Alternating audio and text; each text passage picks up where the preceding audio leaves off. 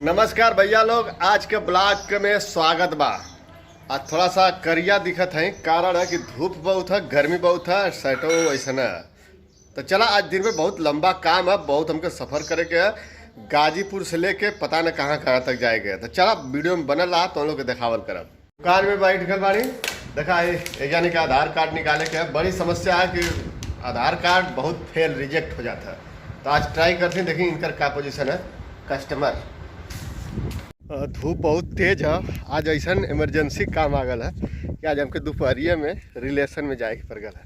तो अब वहीं पैदल जाते हैं, गाड़िया से रनी है। रोडवा बहुत ख़राब रहा, तो गड़िया जौन है लेके चल गई ना आगे, हम बाद में पीछे पीछे उतर के चलते हैं। धूप देखा बहुत तेज़ है, पूरा सिवान में एकदम धूप लहलहात है। ये धूपा में चलत हैं। इधर केला का खेती, और दोपहरिया में देखा बेचारा किसान पानी भरत हूँ, सिंचाई करत हूँ केला में। पूरा एक केला बोला है का खेती। इधर गेहूँ बोलल है, सब परोरा है, यो परोरा बोला है। आगे भी दिखा था आपके वो परोरा, पूरा फैला कर परोरा फैला हुआ। गांव में घूमत घूमत चलिए नहीं दरवाजे पर एगो चीज तो के दिखाओ थी गांव में और इस शहर में का अंतर होला।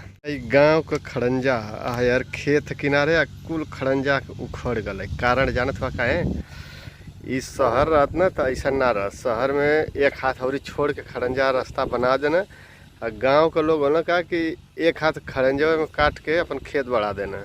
तो ऐसे गांव परेशान रहेला। बैठ के जब मेहमान नवाजी होते हमारा आया, सब हाल चाल पर पूछा था, पानी वानी पी ले। देखा सब बैठ के हाल चाल जाना चाहते हैं। यह गांव का रीति रिवाज है।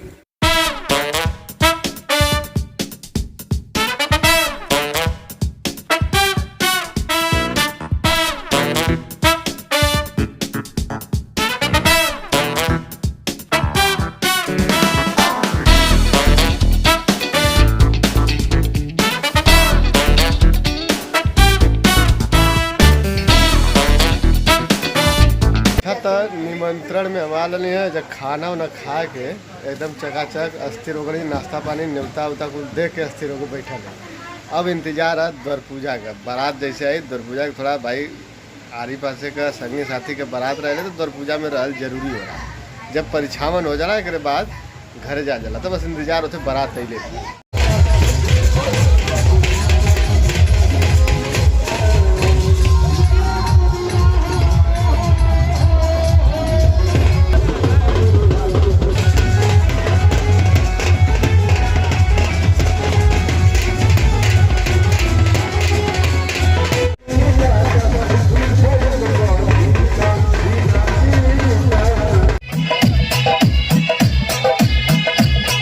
दिन के बाद बारात में रुक गई है। बहुत शोर शराबा, भीड़, नाच गाना आप लोग वीडियो में देख ले। घोड़ा परिछावन और तमाम जो लड़के हैं वो डांस, बहुत मज़ा आ रहा था देखने में। ऐसा हम लोग पहले नहीं देखते थे, अब देख रहे हैं।